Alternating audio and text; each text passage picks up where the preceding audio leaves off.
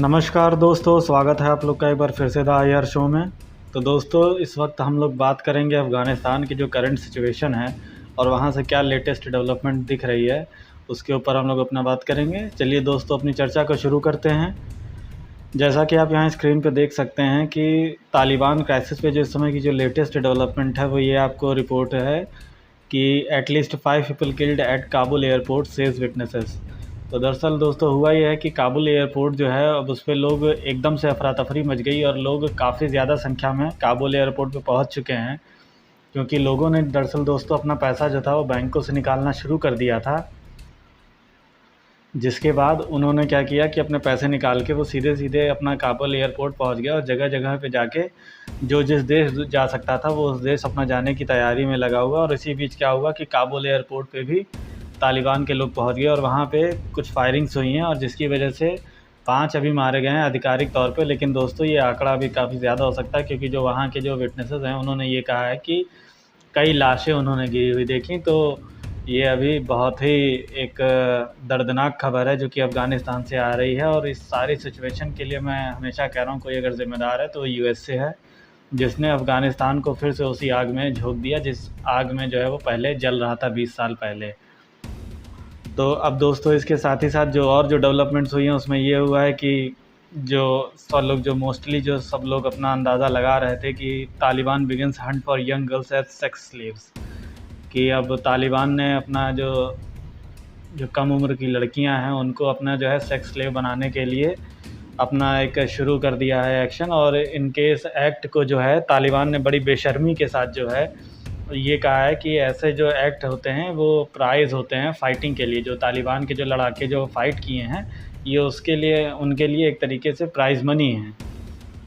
साथ ही साथ आप यहाँ देख सकते हैं कि तालिबान ने अब अपना जो प्रेसिडेंट का जो ऑफ़िस है वहाँ पे भी कब्ज़ा कर लिया है और अब प्रेसिडेंट के ऑफ़िस में इस समय वो सिचुएटेड हैं। तो अब इसके बाद तालिबान ने क्या किया है कि एक फ़रमान निकाल दिया है कि जो गर्ल औरतें हैं जो कि काम करने वाली या किसी भी पर्पज़ से जो बाहर रह रही हैं वो सब औरतें अपने घरों के अंदर हो जाएं, कोई भी जो है औरत अब बाहर ना आए। अल जज़ीरा का ये आर्टिकल है, आप देख सकते हैं। साथ ही साथ दोस्तों तालिबान अब क्या कर रहा है कि डोर टू डोर जा रहा है, जो माइनर गर्ल्स हैं स्पेशली 12 साल तक की, उनको जो है ज़बरदस्ती जो है उनको जो तालिबान के जो आतंकवादी हैं जिनको अपना ये फ्रीडम फाइटर कहते हैं उनके साथ जो है ज़बरदस्ती उनका जो है शादी कराई जा रही है और उनका अब एक्सप्लॉयटेशन दोस्तों शुरू हो चुका है। और ये हकीकत है। ये चीज़ें ज़्यादा अच्छे से क्लियर हो रही हैं कि आखिर क्यों भारत ने जो है डायरेक्ट अपनी इन्वॉल्वमेंट इसमें नहीं की और क्यों भारत ने अपने और हथियार नहीं भेजे या अपने जो है भारत ने सैनिकों को नहीं भेजा। क्योंकि दोस्तों इसका सबसे बड़ा कारण है जिस तरीके से रशिया और चाइना ने बैकडोर से सप्लाई की और उसके बाद जिस तरीके से जो बाइडन एडमिनिस्ट्रेशन है उसने पूरा मोटिवेशन धराशाही कर दिया अफ़गानिस्तान की सेना का।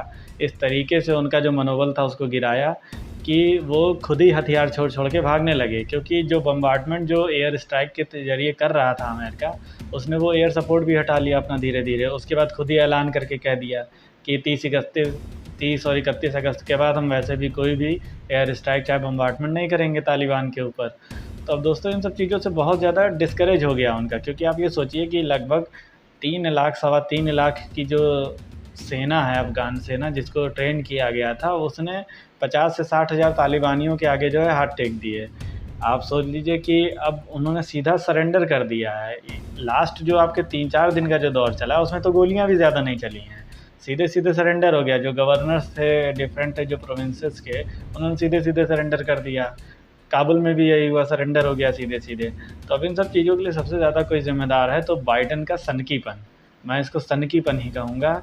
कि इस तरीके से भागना जैसे किसी का, जैसे आदमी कहता नहीं नॉर्मली कि कोई जैसे आपका उधार लिया हो उसको देख के आप जैसे भागते हैं, जिसने उधार ले रखा हो वो जैसे अपना उस आदमी को देख के भागता है जिससे उधार ले रखा हो, वैसे ही कुछ इस तरीके से भागा बाइडन एडमिनिस्ट्रेशन ने। उसी तरीके से अपना काम किया अफ़गानिस्तान के केस में, जो कि बहुत ही कायराना और जो कि बहुत ही ज़्यादा शर्मनाक था। तो दोस्तों अब इसके लिए कितनी भी क्रिटिसिज़म किया जाए वो कम है।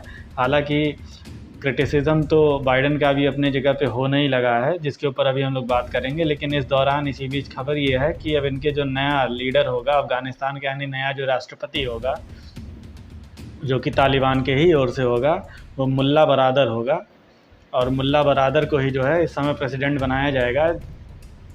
दोस्तों मैं आपसे बता दूं कि मुल्ला बरादर जो है ये वही है जो कि आपका हक्कानी नेटवर्क और जो मुजाहिदीनों की जो सेना खड़ी की गई थी रशिया के इन्वेजन के समय में अफ़गानिस्तान में, उन्हीं में एक ये भी था। तो मुल्ला बरादर ने अपना काफ़ी उसमें जो है साथ दिया था मुजाहिदीनों का, और इसी ने और हक्कानी नेटवर्क ने ही आगे चल के, हक्कानी नेटवर्क के चीफ ने ही आगे चल के, मुल्ला उमर, आप लोग को नाम मालूम होगा, उसने क्या किया था, आगे चल के इन लोगों ने ही तालिबान की स्थापना की थी। और बाद में क्या हुआ, जब यूएसए का इन्वेजन हुआ तो इसके बाद ये भाग के जो है अपना पाकिस्तान चला गया था, जहाँ पे इसको गिरफ़्तार कर लिया गया था और 2018 तक ये पाकिस्तान की कैद में था, 2010 से 2018 तक। बाद में इसको रिलीज़ करते हुए वहाँ दोहा भेज दिया गया था, और दोहा में ही इसको क्या किया गया था, तालिबान की तरफ से इसको नेगोशिएशन का अधिकारी बना दिया गया था कि आप दूसरे देशों के साथ नेगोशिएट करिए पावर शेयरिंग के लिए तालिबान की। तो अब इसी को बना दिया गया है। और अब इसके साथ साथ दोस्तों जो तालिबान का जो सुप्रीम लीडर इस समय है, हिबतुल्लाह अखुंज़ादा इस समय इनका लीडर है, जिसको माना जा रहा है कि ये काफ़ी हार्ड लाइनर है। साथ ही साथ सिराजुद्दीन हक्कानी जो कि हक्कानी नेटवर्क का चीफ़ है इस समय, ये भी काफ़ी हार्ड लाइनर है। और मुल्ला याकूब, जिसके हवाले जो है इस समय जो तालिबान की जो मिलिट्री पावर है वो सब इसी के हवाले है। ये मुल्ला उमर का लड़का है मुल्ला याकूब। तो इन सबों के हाथ में अब सारी पावर पहुंच चुकी है, और माना ये जा रहा है कि खाली इसको मुखौटे की तरह जो है मुल्ला बरादर को खड़ा किया जा रहा है, ताकि कई देशों के साथ इसने निगोशिएशन की थी तो ये अपना एक रिकग्निशन दिलवा सके तालिबान की सरकार को। लेकिन इसके साथ ही दोस्तों जो प्रोविंस है, वहाँ प्रोविंस में तालिबान के जितने हार्डलाइनर्स हैं उनको बैठा दिया गया है। तो अब सिचुएशन बहुत ही ज़्यादा क्रिटिकल और बहुत ही ज़्यादा ख़राब होने वाली है। और अब इसमें जो है जो लेटेस्ट डेवलपमेंट्स हैं, जो भी कुछ होगी वो मैं आपको बताता रहूँगा। अब चलते चलते मैं आपको ये बता दूं कि बाइडन का इस चीज़ के इस तरीके से पुल आउट को लेके यूएसए में काफ़ी ज़्यादा जो है क्रिटिसिज्म हो रहा है, और ये क्रिटिसिज्म इतना ज़बरदस्त लेवल पे पहुंच चुका है कि बाइडन की जो पॉपुलैरिटी जो उन्होंने अपने चुनाव के दौरान गेन की थी, वो सारी पॉपुलैरिटी उनकी धराशायी होती जा रही है। क्योंकि अब हर कोई इस चीज़ का जो दोषी है वो बाइडन को मानने लगा है, क्योंकि अगर इस तरीके से बाइडन ने डिसीजन ना लिया होता तो आज ये कंडीशन ना होती।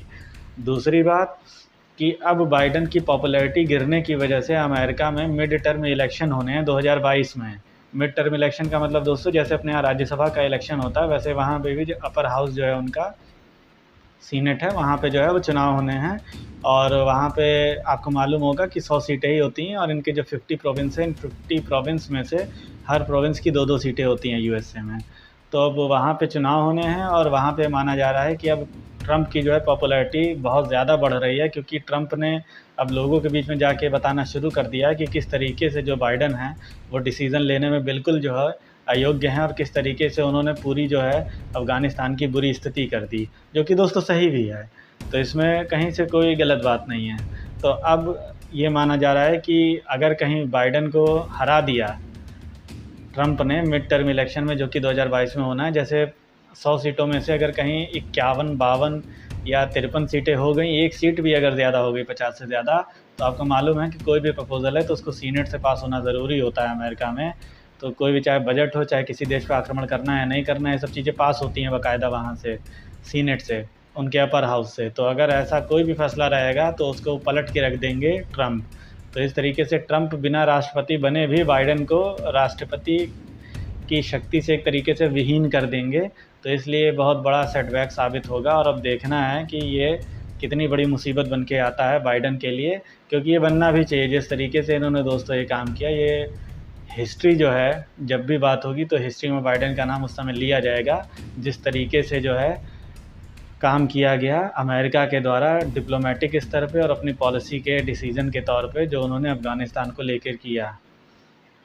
बाकी दोस्तों इस पे कोई भी डेवलपमेंट होगी तो मैं आपको बताता रहूँगा, और मैं आपको जो अमेरिका है उसकी जो पॉलिसीज़ की वजह से विश्व में जो क्राइसिस हुई, उन क्राइसिस के ऊपर आपको एक वीडियो जल्द ही लेके आऊँगा कि किस तरीके से विश्व में जहाँ जहाँ अमेरिका गया वहाँ उसने क्राइसिस ही डेवलप की।